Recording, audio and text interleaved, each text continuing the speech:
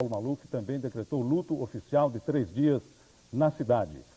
Esse é um dos equipamentos, está sendo, na verdade, a caixa preta, a gente já sabe, ela é alaranjada, né? Até para ser facilmente identificada no caso de um acidente como esse que vimos. Dos bombeiros, das autoridades de modo geral, para que as pessoas que têm alguma relação... Como todo brasileiro é técnico de futebol, todo brasileiro também tem o seu lado investigador. Agora, nós devemos aguardar realmente a comprovação de alguns elementos, de algumas informações, para podermos afirmar alguma coisa. É muito prematuro, é muito cedo querer crucificar alguém ou então querer saber o resultado de imediato. Para isso nós vamos ter um tempo e uma equipe vai se encarregar disso. As primeiras informações, eu diria até especulações, são de que teria havido uma reversão numa das turbinas, na turbina direita, ou coisa parecida, né? Na sua história de investigação de acidentes aéreos, quantas vezes aconteceu de as primeiras informações não se confirmarem e depois, na verdade, não era nada disso? Há muitas vezes, porque o leigo, muitas vezes ele enxerga uma coisa, ou então cada um tem o seu ponto de vista, cada um conhece, cada um vê uma forma diferente. Então a investigação às vezes fica muito dificultosa, porque você precisa separar o que é uma informação técnica. Olha lá, desculpe interrompê-lo, queria mostrar que nós estamos assistindo agora a retirada de mais um corpo ali da região onde caiu o avião da TAM, junto à cabeceira sul da pista do aeroporto de Congonhas. Uma outra pergunta que eu queria fazer ao senhor é a seguinte: na investigação dos acidentes aéreos, eles acontecem mais por quê? Por falha humana, por falha do equipamento, por falha do pessoal da torre, do sistema de comunicação, por deficiência da pista? Qual é o fator principal? Bom, veja, se você pensar em falha humana, o avião ele é construído e operado por homens. Então você sempre cairia na falha humana. Certo? A nossa investigação, como ela não tem aquele caráter punitivo, ela não tem aquele caráter investigatório, processual do judiciário, a finalidade dela é justamente colher informações num acidente, tá, para poder prevenir outros. Então, você tem 3 fatores aí, o fator humano, o fator da máquina em si e o operacional. Eu tenho que interrompê-lo, senhor Roberto Peterca, muito obrigado, mas agora nós... Polar do aeroporto de Congonhas, 89 passageiros, 6 tripulantes e moradores da região morrem na hora. Pedaços do avião ficam enterrados dentro de casas. Carros pegam fogo. A vida salva pelo congestionamento. O trânsito estava infernal em São Paulo logo de manhã e graças a Deus ele me ajudou. As pessoas correndo, os moradores ali do bairro, ainda sem entender direito o que tinha acabado de acontecer, os bombeiros não tinham chegado, nem o resgate, nem os funcionários da prefeitura, nem a polícia, nada. Nós veremos em seguida imagens ainda de pessoas saindo de casa logo depois que o avião caiu. Os carros que pegaram fogo, residências, partes do avião espalhadas aí pela rua. Essas imagens foram feitas num flagrante de um cinegrafista amador, que estão sendo mostradas com exclusividade pela Globo. Elas foram gravadas logo depois das 8 horas e 45 minutos da manhã de hoje, minutos depois que o avião da TAM caiu após a decolagem na pista, na cabeceira sul do aeroporto de Congonhas. O avião que faria o voo 402 para a cidade do Rio de Janeiro. A repórter Isabela Scalabrini esteve no aeroporto Santos Dumont e encontrou algumas pessoas que não embarcaram no voo 402 e que assim escaparam da morte. A velocidade de cruzeiro é de 861 km por hora e pode transportar entre 97 e 115 passageiros. Sua autonomia de voo é de quase 2.500 quilômetros. O Fokker 100 começou a ser produzido em 88. A empresa holandesa Fokker foi criada há 77 anos. É a pioneira na fabricação de aviões em todo o mundo. No começo deste ano, não resistiu à crise financeira que se arrastava desde 89. Em março, a Fokker parou suas atividades com uma dívida de quase 2,5 bilhões de dólares. Em janeiro, o sócio alemão da Fokker, o grupo Daimler-Benz, abandonou a sociedade. A empresa tinha 4.700 funcionários. Do país. Este ano, Congonhas completou 60 anos. Apesar de estar numa área muito populosa, os planos são de ampliar o aeroporto. No começo era só o campo de pouso da VASP, mas a localização numa área pouco povoada, com boa visibilidade, logo convenceu o governo a construir ali o aeroporto estadual. Hoje, Congonhas é o aeroporto mais movimentado do Brasil, com quase 800 operações de pouso e decolagem por dia. De Congonhas saem todos os voos da ponte aérea para o Rio de Janeiro. Por aqui passam 13 mil pessoas diariamente. O movimento das aeronaves cresceu tanto que hoje os pousos e decolagens são feitos em padrões mínimos de segurança. Mesmo assim, há muitos anos não há registro de acidente grave em Congonhas. Nesses 60 anos, a cidade cresceu em volta do aeroporto. E o risco dessa localização não impediu que se planejasse uma reforma. A ideia é aumentar o espaço para os aviões, criar mais vagas no estacionamento, construir um hotel e um centro de convenções. Ontem, numa dessas coincidências que ninguém sabe explicar, foi feita uma simulação de socorro para prevenir tragédias em Congonhas. O velho aeroporto, apesar de operar no limite de segurança, viveu muito mais incidentes do que acidentes graves como o de hoje. Em 87, um cargueiro da Líder Táxi Aéreo ultrapassou a cabeceira da pista ao pousar em Congonhas. Os 2 tripulantes sofreram ferimentos leves. Em 91, um Fokker da TAM vazio, que estava sendo rebocado, se desprendeu e caiu num barranco. No mesmo ano, o piloto de um bandeirante que ia para Belo Horizonte perdeu o controle na hora da decolagem. O avião acabou pendurado no barranco que fica no fim da pista. Ninguém se feriu. Ontem, mais de 200 pessoas participaram de uma simulação de acidente em Congonhas. Uma das pistas ficou fechada por 35 minutos. Um Boeing 737 decolou para o Rio com 125 passageiros voluntários. Minutos depois, voltou a Congonhas como se estivesse com problemas no trem de pouso e uma turbina pegando fogo.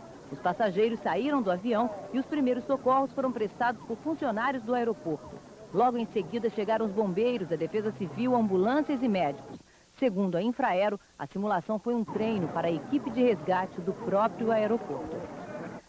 Daqui a pouco, depois da largada, o cavalo Let It Ride tropeçou e caiu, derrubando o jockey Kate Kiock. Outros 4 cavalos não conseguiram desviar. 3 jockeys sofreram ferimentos. Veja de novo aqui.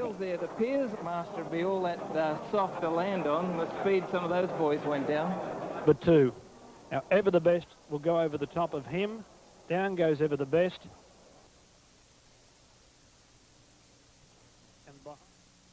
Daqui a pouco, novas Nós vemos ali embaixo, é uma movimentação reduzida. Agora há pouco, os bombeiros lavaram o local onde estavam os corpos das vítimas no acidente. O cordão de isolamento ainda mantém os curiosos distantes, muitas ruas de distância do local do acidente. Poucos carros dos bombeiros ainda se encontram na área, mas o trabalho de rescaldo está acontecendo com o auxílio de uma máquina da prefeitura, uma escavadeira. A informação que nós recebemos agora há pouco via rádio é que o serviço da aeronáutica que investiga acidentes aéreos vai estar sobrevoando aqui o local e, obviamente, os técnicos já estão lá embaixo recolhendo pedaços da fuselagem do avião. O trânsito próximo do acidente, por enquanto, é normal. Os carros foram desviados para outras ruas. O trânsito nas 2 principais avenidas é intenso e a movimentação no aeroporto de Congonhas, que a gente vê daqui, é normal. Os pousos e a decolagem são normais. Eleonora Pascoal, de São Paulo. Muitos dos passageiros. O avião pousou em Congonhas 7h58, 17 minutos antes do avião que iria para o Rio decolar. Muitos dos passageiros que saíram de Uberlândia tinham reserva para o Rio de Janeiro e pelo menos um deles embarcou no voo 402. Walter Luiz. 19, um cargueiro da Transbrasil caiu sobre uma favela a 2 quilômetros do aeroporto de Guarulhos. O Boeing 707 vinha de Manaus. Pouco antes de aterrissar, perdeu altitude e explodiu 2 vezes sobre a favela Vila Cintila. 23 pessoas morreram, mais de 60 ficaram feridas. Houve pânico.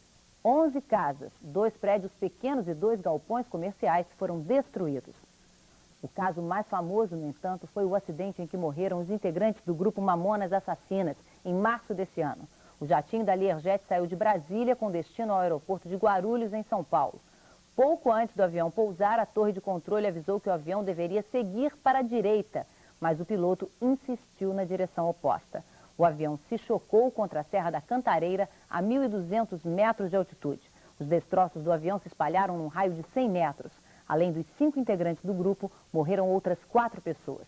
A morte dos mamonas comoveu uma geração de adolescentes.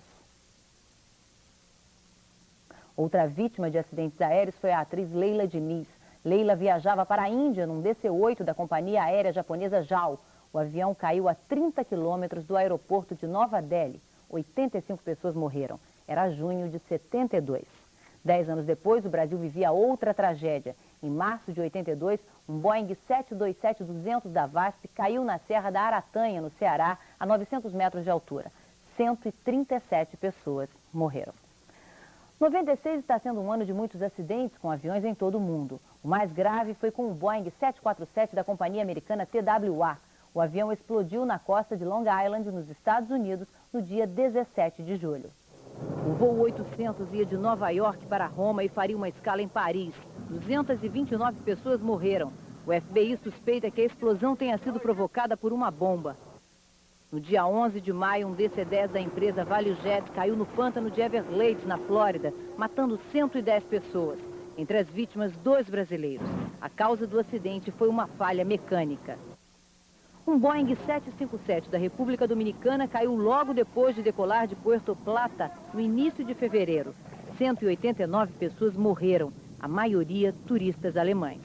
O acidente mais recente foi no Peru no início deste mês. O Boeing 757 da Aeroperu caiu no Oceano Pacífico depois de decolar da capital Lima. 70 pessoas morreram. Os 2 maiores acidentes da história da aviação mataram mais de 500 pessoas cada um. Em 77, 2 jumbos bateram na pista do aeroporto de Santa Cruz de Tenerife, nas Ilhas Canárias, na Espanha. 582 pessoas morreram. O segundo maior desastre aconteceu em agosto de 85. Um super jumbo da JAL bateu numa montanha durante uma tempestade e explodiu. Levava 12 bebês entre os passageiros que iam para uma festa religiosa em Osaka. 524 pessoas morreram na hora. Veja a seguir, a tragédia do voo 402. Da TAM Transportes Aéreos Marília decolou da pista 17 do aeroporto de Congonhas para o voo 402 de São Paulo para o Rio de Janeiro. A bordo, 89 passageiros e 6 tripulantes. Os tanques estavam cheios de combustível. Logo depois da decolagem, o avião perdeu altura e caiu.